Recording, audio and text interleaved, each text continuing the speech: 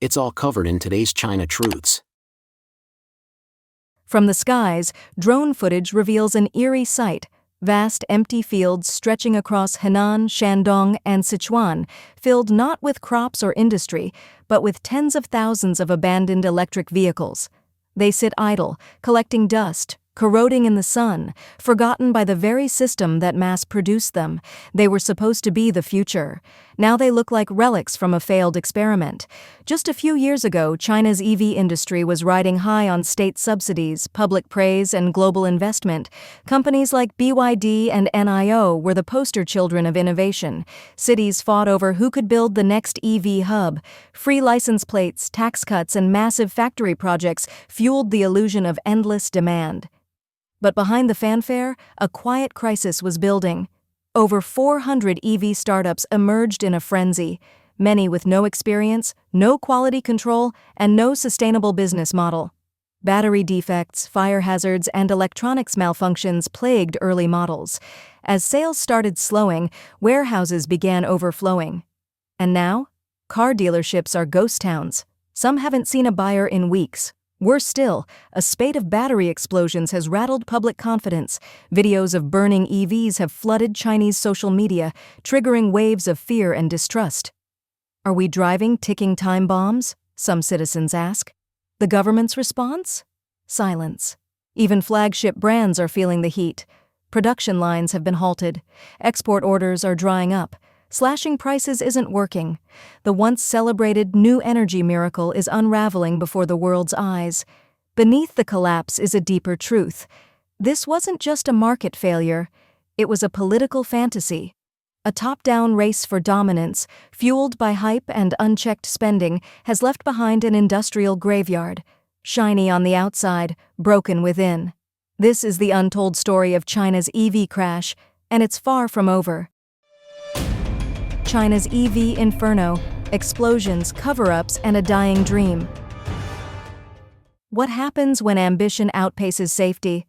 Across China, electric vehicles are no longer just collecting dust, they're bursting into flames.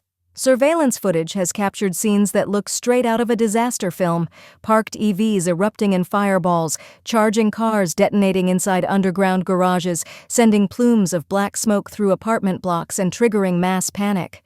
Since April 2024 alone, at least 37 EV fires have been reported by local media, and that's just what's been made public. In one chilling case in Foshan, a domestic brand EV exploded while idling in traffic. The blast injured 2 pedestrians and sent shockwaves across platforms like Weibo and Dian. Fear has now replaced excitement, especially among middle-class families who once saw EVs as the future: clean, affordable, and reliable. But the real horror? Some buyers are being forced to sign liability waivers, official documents that absolve manufacturers of responsibility in the event of battery malfunctions. Behind closed doors, whistleblowers from battery plants describe a system pushed to the edge. Deadlines prioritized over safety, quality checks skipped, and warning signs ignored. Faulty wiring, bloated battery packs, overheating cells. These aren't rare flaws, they're systemic. And the government? Silent. In Xi'an, a decaying industrial lot has transformed into an EV dumping ground. Over 4,000 unsold electric vehicles, some missing parts, some vandalized, sit rotting behind a shuttered factory. Satellite images reveal the truth the state media won't show. At least 9 provinces are now home to these EV graveyards. Unwatched, unprotected, unexplained. Meanwhile, the small EV companies born from Beijing's green energy gold rush are collapsing.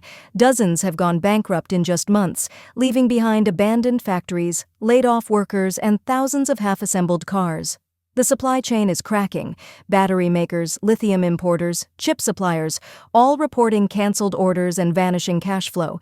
Even big names like BYD, NIO, and XPeng aren't immune. Their resale values are plunging. Maintenance complaints are piling up.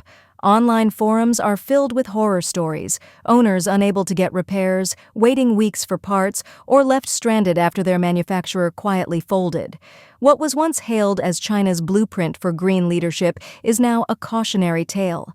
At the core of this meltdown lies a policy failure of epic proportions. Between 2020 and 2023, Beijing handed out massive subsidies to any company that could push EVs into the market, no matter the quality, no matter the experience. Hundreds of unqualified startups sprang up overnight, assembling vehicles with little testing and even less accountability. Local officials, desperate to hit green energy targets, funneled public land and funding into hastily built factories. By the time the subsidies dried up in 2024, the damage was irreversible. The market was oversaturated, the vehicles unreliable, and consumer trust shattered. China's EV dream didn't die quietly. It exploded. This isn't just a technological failure, it's a system-wide betrayal. While electric cars continue to ignite in parking lots and underground garages, regulators look the other way. Agencies like the State Administration for Market Regulation have been accused of suppressing whistleblower reports and censoring accident data, all to maintain the illusion of a booming, world-leading industry. The truth? Many EVs never even passed basic crash tests. Local officials, desperate to win political points, handed out fast-track certifications to unqualified models. Cars that should have failed safety inspections were instead pushed onto roads, where they've since exploded, in traffic, in garages, and even near schools. But safety is only half the crisis.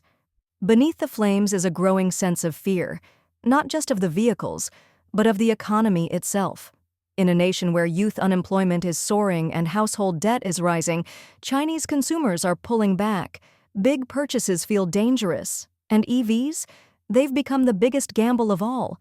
Horror stories now flood Chinese forums: cars that caught fire overnight, vehicles with no resale value, owners stuck with useless warranties after their manufacturer disappeared. In Guangzhou and Chongqing, private surveys show a 34% drop in consumer trust toward domestic EVs since 2022. People aren't just cautious. They feel deceived. Seduced by slick marketing, empty promises, and government endorsements, they're now stuck with what many describe as rolling hazards. To make matters worse, China offers little legal protection for EV buyers. When cars fail, there's no reliable path to compensation. And when companies collapse, they leave nothing behind but unpaid bills and bitter customers.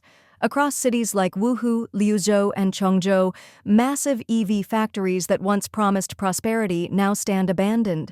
Tens of thousands of workers, migrants, technicians, battery handlers, have been laid off with no notice, no benefits, and no future.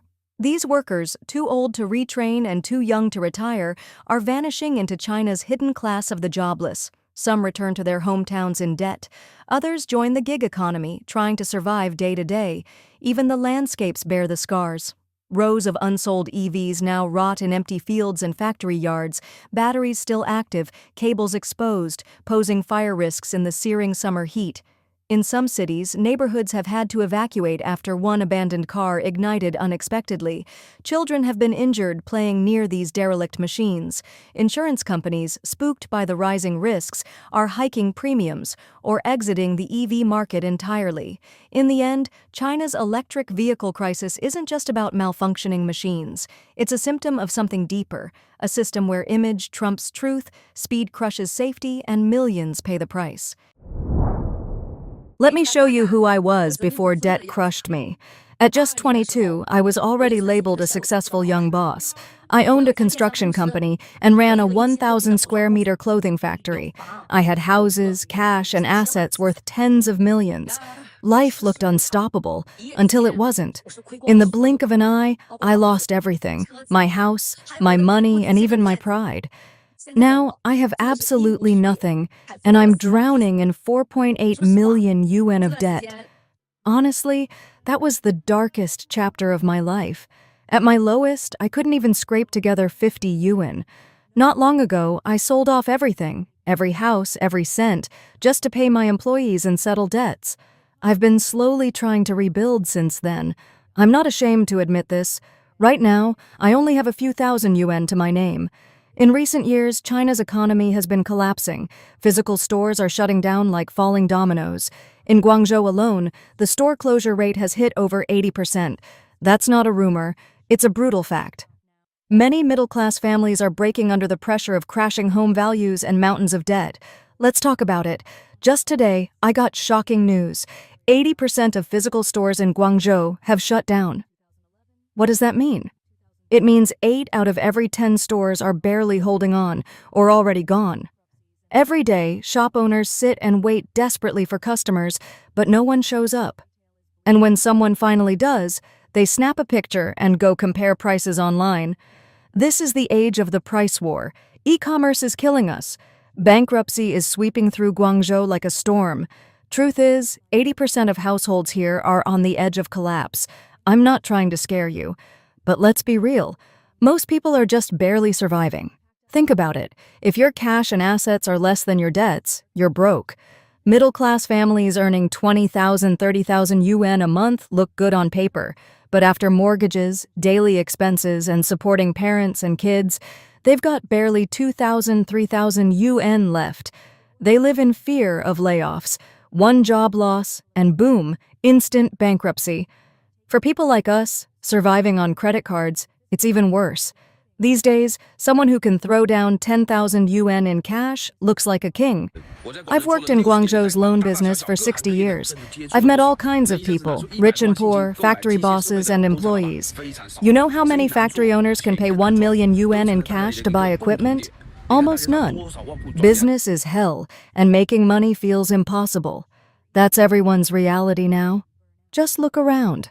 How many hot shops are being transferred or sold off at bargain prices? So don't envy those guys driving Benzes and BMWs. Most are drowning in debt, refinancing again and again just to stay afloat. Brothers, I ran. I fled with over 40 million in debt on my shoulders. If life is crushing you right now, stop and hear my story. 3 years ago, I was a local legend, a boss with an annual output of 100 million yuan, the face behind Zhenjiang Dehao Automobile Company Limited. I was proud of what I built. But today, I stand here as a failure. I can't take this life of endless debt anymore. So many so-called bosses are like me now, empty, broken, only debts left behind. We can't eat, we can't sleep. We lie awake at night, wondering how it all fell apart. Sleepless nights and creeping depression consume me. I forget my own words. I've grown thin and weak. This isn't the life I imagined. Born in the 60s, I once owned several companies, including a 10,000 square meter auto dealership in Zhenjiang and Chint Electric. I built an empire, only to destroy it with my own hands, recklessly investing in one failed project after another. The old saying goes, 10 years to rise, 1 night to fall. Now I understand. Every day feels like a battle, and peace of mind feels further away than ever. The old clothing industry never imagined it would survive the pandemic, only to collapse in the heat of this summer. Once, there were peak seasons and off-seasons. Now, just one long, endless off-season. Watch how the so-called middle class crumbles into the grassroots. A young couple in Guangzhou watched their 10 million yuan home drop to 7 million in just 3 years. Over 3 million yuan? Gone. They've stopped paying the mortgage. Recently, a woman shared online how she and her husband went from being a model middle-class family to completely bankrupt. Her story was devastating. She works in a neighborhood office. The income is modest, but at least stable. Her husband used to run a small company, earning 300,000 to 400,000 yuan a year. They married in 2017 and scraped together 400,000 yuan for a down payment on a small 3-bedroom in Panyu, Guangzhou. Life was good. Their son was born the next year. Her in-laws were overjoyed and helped raise the child. It was a happy time. Back then, property prices soared daily. After careful comparison and planning, they sold the Panyu apartment, borrowed more money, and upgraded to a 3-bedroom in Tianhe district at the end of 2019. Price tag, 10 million yuan. Monthly mortgage, 28,000 yuan.